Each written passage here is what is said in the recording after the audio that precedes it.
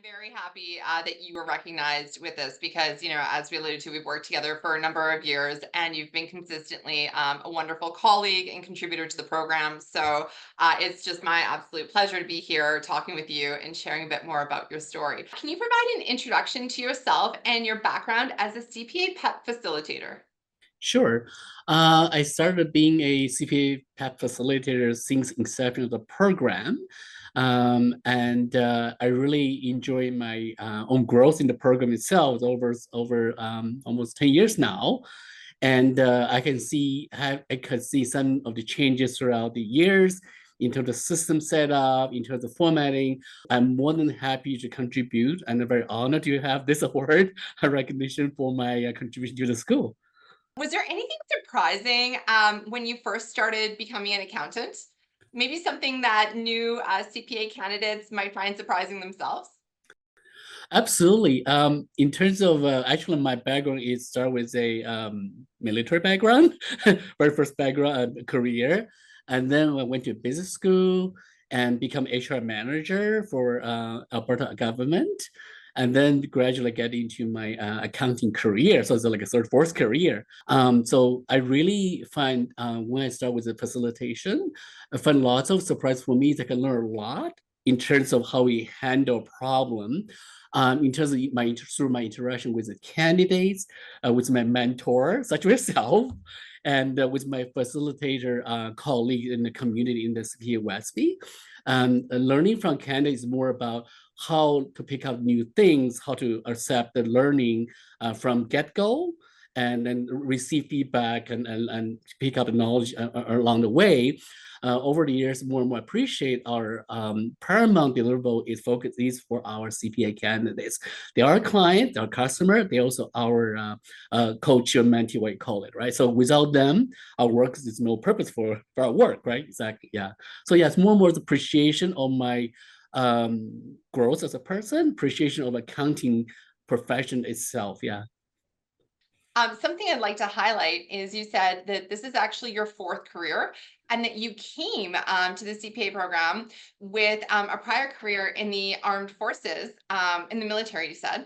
And that actually, I've met a few candidates throughout the years who also had similar backgrounds. And also just candidates that have had history and backgrounds prior to coming to PEP. And they'll sometimes say things like, oh, like, I did this and that, but now I'm here. And I really want to highlight to them and to you and really maybe hear your thoughts on this. But I think what people bring to the program, that is not a detour. That is like a celebration. And that makes our community that much richer because you bring in those tools and experiences and get to like contribute to our community in such a wonderful way. Absolutely. Yeah, I appreciate that. Definitely as first my career in the military, I learned about teamwork, learn about how to respect each other, how to follow the rules. As a CPA, definitely the rules and boundary around our profession. So it's the number one thing you cannot break, right?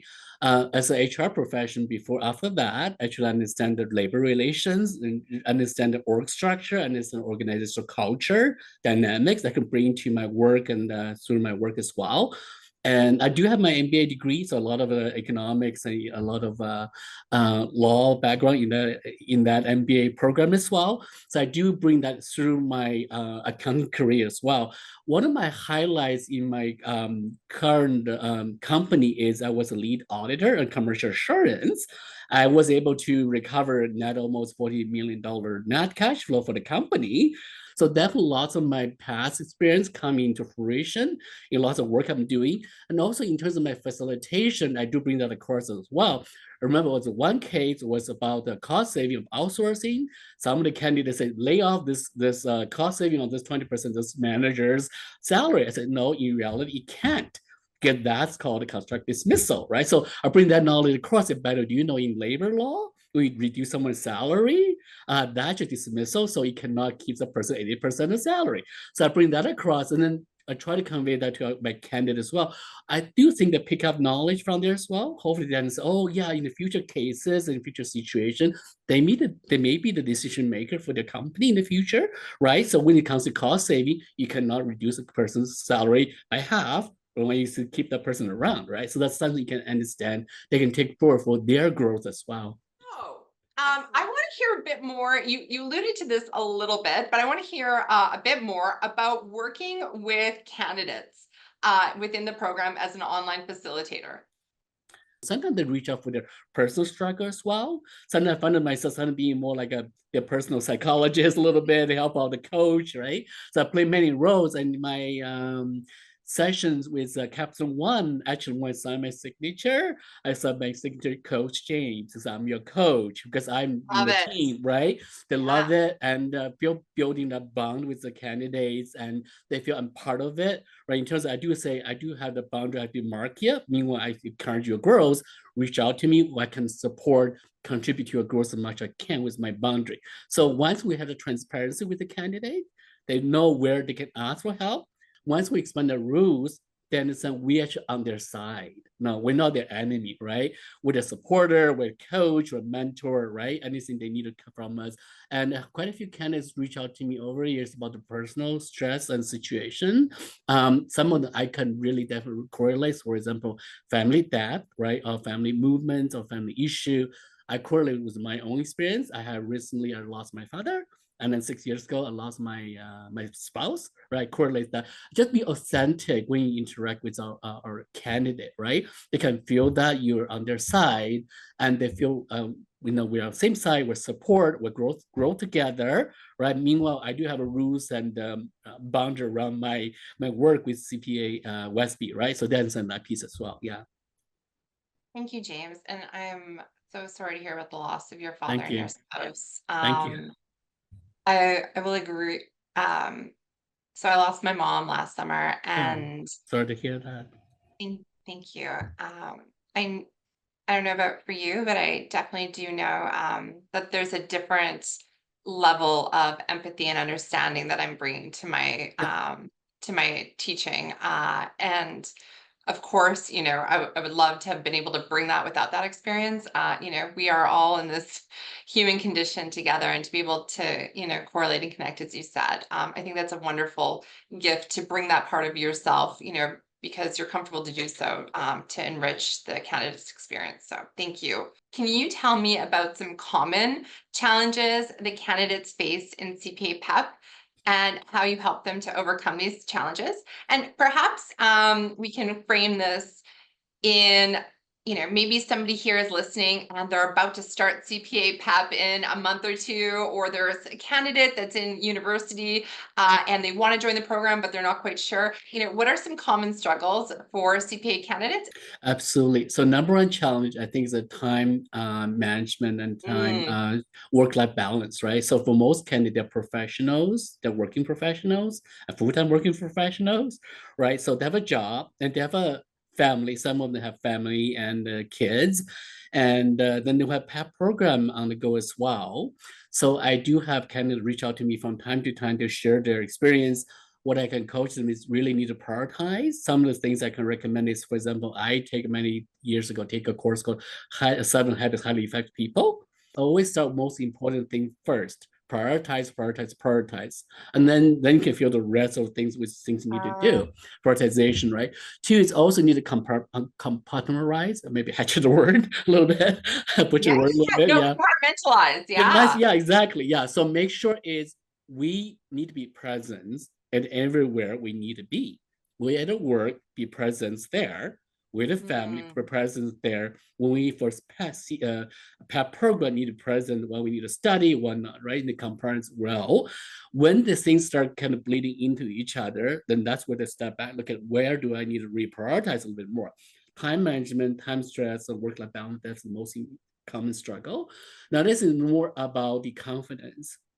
So I remember mm, when I first started Core One, lots of candidates start with a bit struggle. I can tell from university level education and into almost like a graduate level program with a professional education program, right? So the learnings that can be challenging a little bit. But sometimes you think about it, PAP program have all the infrastructure, support network around. I have not seen any university done as good as PAP program by the mm. CPA recipe because I have 3 degrees, two masters and one bachelor's. I think the CPA recipe has done fantastic in terms of support infrastructure for our candidates, right? So that's definitely they can have confidence in themselves.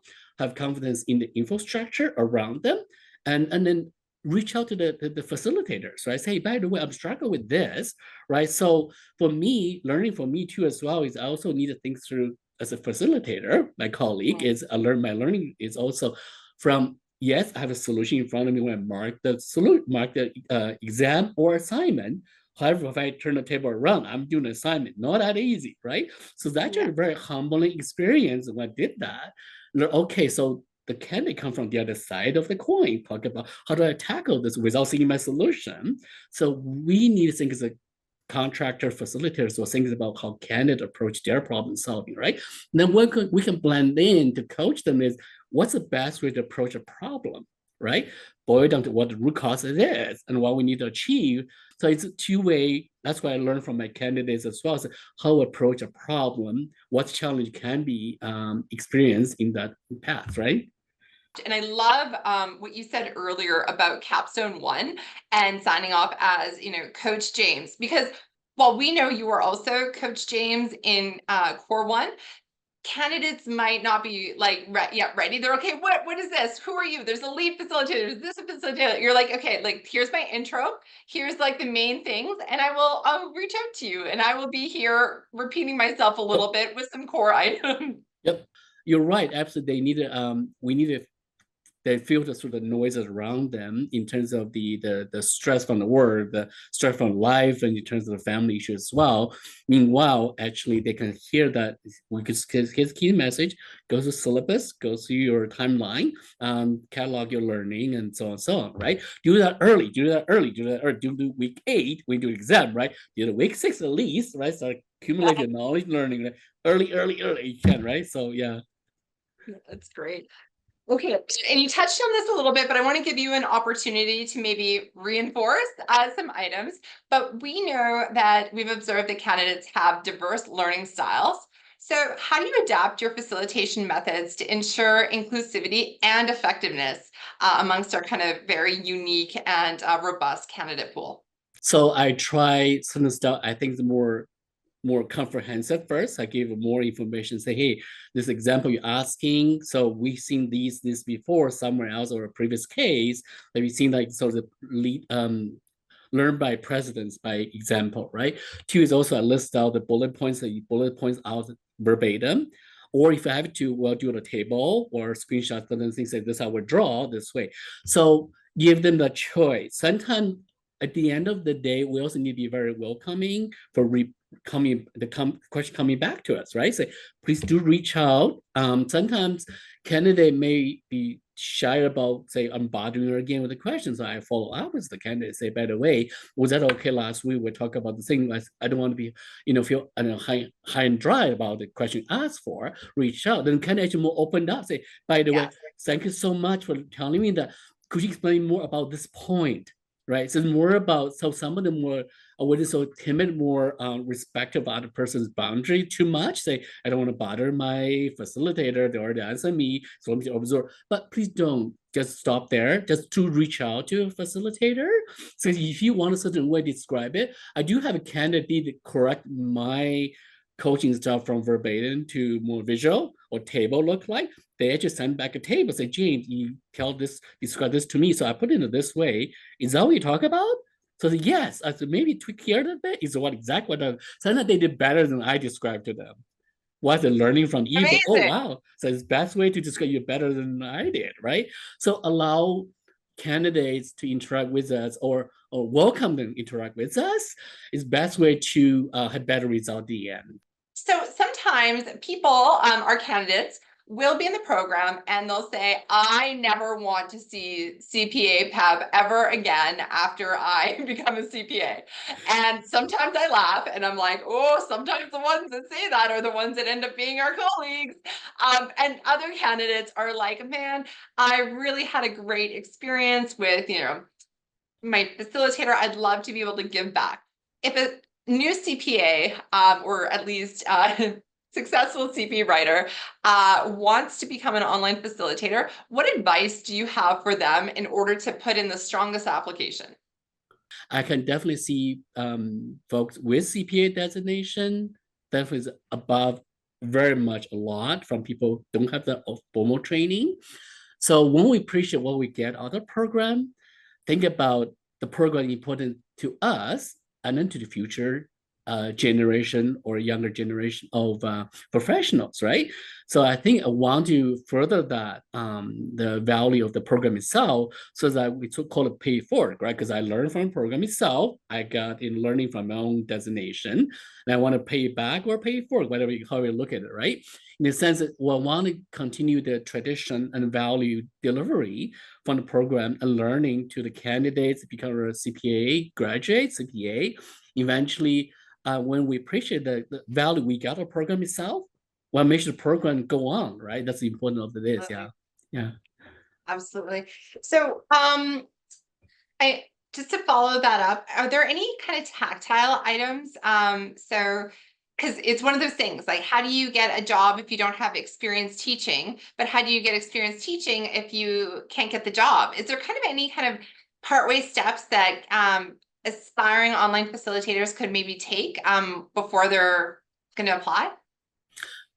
Yeah, so almost you talk about catch-22, right? Don't have a personal experience, so right? So I wouldn't if I were these kind of graduate from the CPA program, I wouldn't hesitate to apply. Doesn't hurt to apply at all. Because I do find a value not just from teaching. I opted all my ASPE and IFRS knowledge from the program itself, because Yeah, I absolutely. teach the assurance, I teach the financial reporting. I should learn for myself, say, okay, I need to mark the kind of assignments, right? For that practical reason, I would like to do that myself.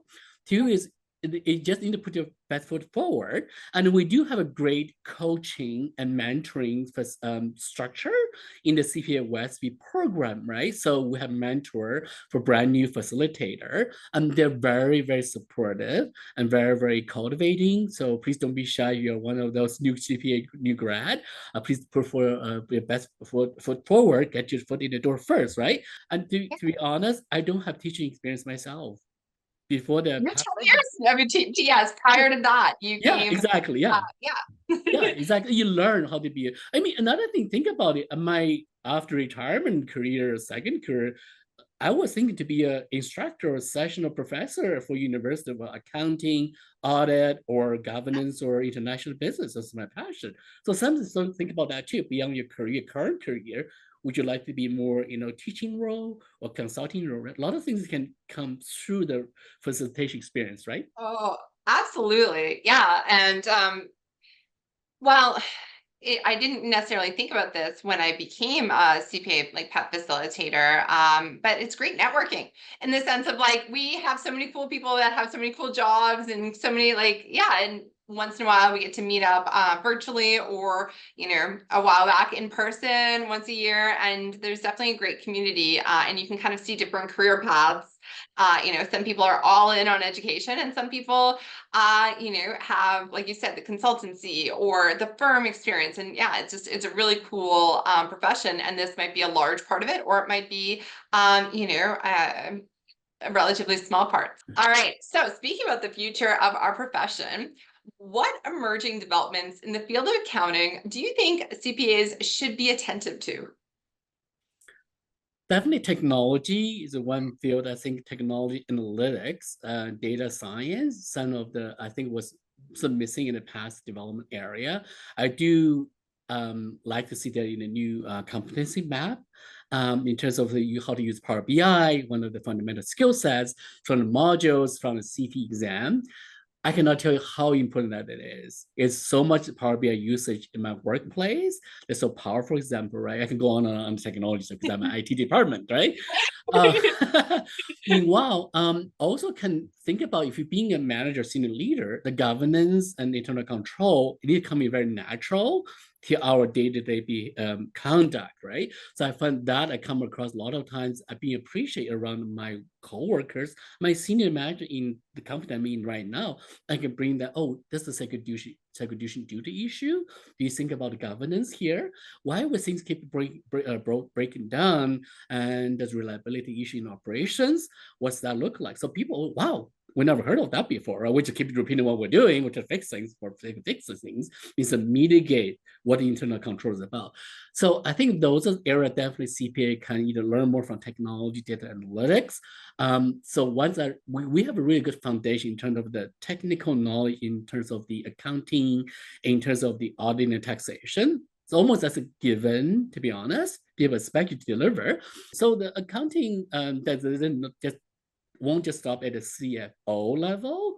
You can step further, right? So if you do research, the C-suite position people, it's quite a bit percentage now, they have an accounting designation, right? So because of the discipline, understanding of financial, articulate that vision, articulate the variances to the market. So this is our strategy, articulate the governance around it, and then they can conduct their day-to-day, how to manage a large team. For our company, 12,000 people team, right? So that's important to have that view, right? So yeah. Absolutely. Fantastic. Hey, I love that. No, really do encourage candidates to look at the C-suite and look beyond the CFO roles and see the number of CPAs that are representing. Which brings me to like one time I was teaching consolidation in post-secondary, and I talked about 80%, buying 80% of the company versus 100%. And my candidates or my students were very angry. They were like, "Why don't they just buy 100% of the company?" And because it's annoying, right? It's annoying when they only buy 80%. You have NCI, like all this like awful accounting stuff. Yep. And so they're, why don't they just buy 100? I was like, well, like strategy. And I started talking. And then they kind of got angry. And I was like, why are we angry? And they're like, this isn't a strategy course. This is accounting. And I was like, hey, wow, we're going to talk about why we do accounting and the different roles. And, I think it just brings us back to, kind of that empathetic self that you were talking about, remembering who is our user and where are they at. And in that instance, my user was my student, and they come to a course that's called accounting, and they go to another course that's called strategy. And yet we as professionals realize the synergies, and it's up to us to be able to communicate and articulate that. So I definitely learn, I find, just as much from my students and candidates as I hope they do for me, because I'm like, that is really, really interesting. And so, yeah, don't, if you have C-suite aspirations, don't just stop at CFO, like look Right. at all of those different leadership positions. So thank you for reiterating that amongst other things, James. Thank you so much. And again, congratulations on being this year's Distinguished Facilitator Award recipient. Thank you so much, Seb. It's great to almost look back to the beginning of my path to CPA PAP program. You're my mentor. You continue to be my mentor. You're my role model. And, I always think about what Sam would say. You always say, smile, smile, smile, James, right? Thanks so much for the opportunity to express my career and my share my experience.